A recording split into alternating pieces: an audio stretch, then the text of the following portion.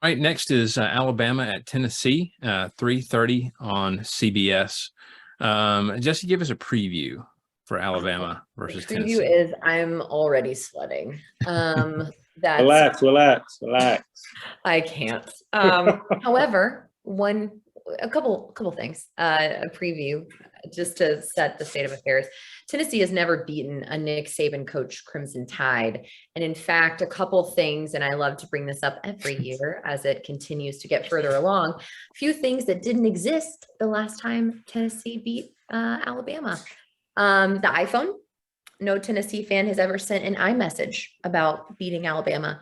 No Tennessee fan has ever posted on Instagram about beating Alabama. No Tennessee fan has called an Uber to leave Neyland Stadium after beating Alabama. And they've never gone home to watch Netflix after beating Alabama. They probably have gotten Blockbuster, but that's about it. And I would be glad to submit to Pigskins and Pageantry a picture of what I looked like the last time that Tennessee beat Alabama. So it's been a long time. However, I said it today. I would legitimately rather lose to Auburn or lose the national championship than lose to Tennessee. But Tennessee owns the number one total offense in college football in tandem with its second ranked scoring attack. And it comes in with a number 6 national ranking in the AP top 25 poll. So they've got a lot to be excited about. They're coming in hot for us. We are unsure at this point who's going to start at quarterback for Alabama, and I think that is going to be crucial. The role of quarterback in this game, both for Hendon Hooker as well as who's going to be behind center for Alabama, is going to be huge. So, my question to you guys is, what do you think the role of quarterback is going to be in this game, especially how important is Bryce Young's ability to play in this game going to be?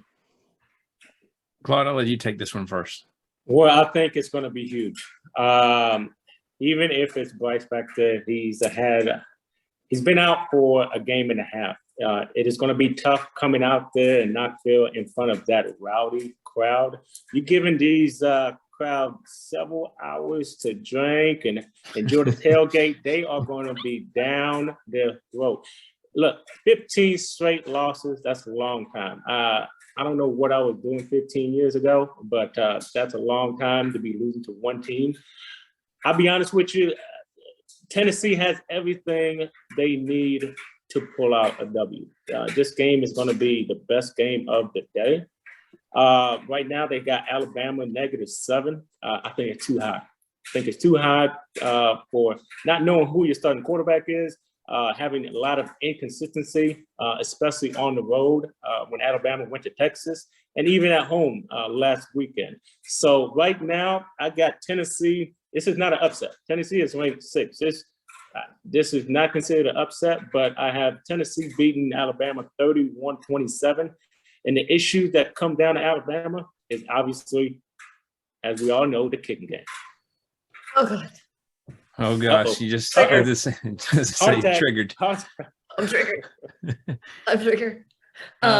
Yeah. Breathe. Okay. It's okay. Jessi, who are you picking? Y'all, I'm struggling. But I know it's so hard to be objective too. I know I'm trying, but I continually fail at that, and I own that. So I'm gonna be my biased Bama self, and I'm actually going to manifest a positive outcome here. So I'm picking the Tide in a close one. This one is also going to give me heart palpitations, and to make it even worse, I have decided to go to the state of Tennessee for this particular weekend because I'm an idiot. And I'll be in Nashville. I have found an Alabama bar to watch it in, so I will be with my brethren, but I will do my best not to get into any altercations. So I'm picking the Tide 31-28 and appreciate all your thoughts and prayers. That is quite the nail biter.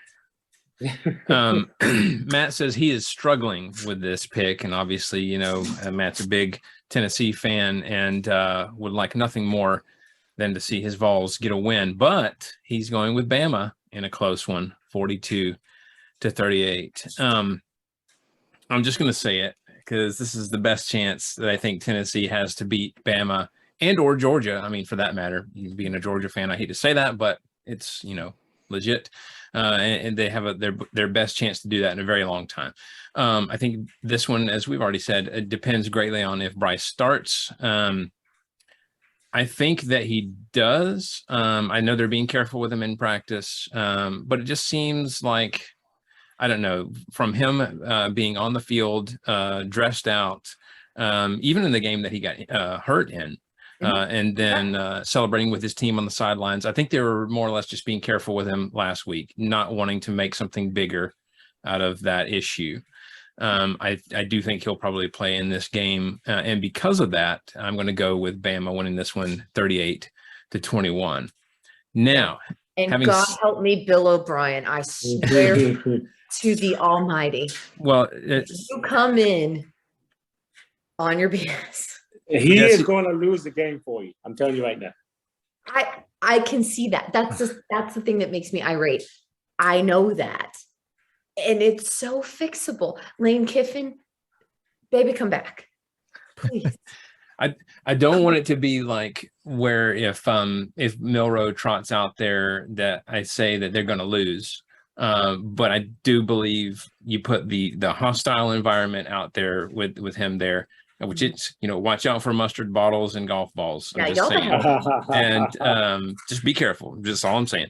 But between that, the jitters that he's possibly got thinking about starting another game in this environment, and then play calling on top of that too. I think we have to realize who we're calling plays for.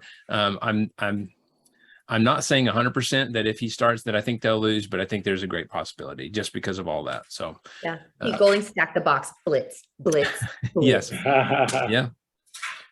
All right. So definitely excited to see that one, Jessi. I don't know if excited is the word that you would choose, but ready to watch. So yes.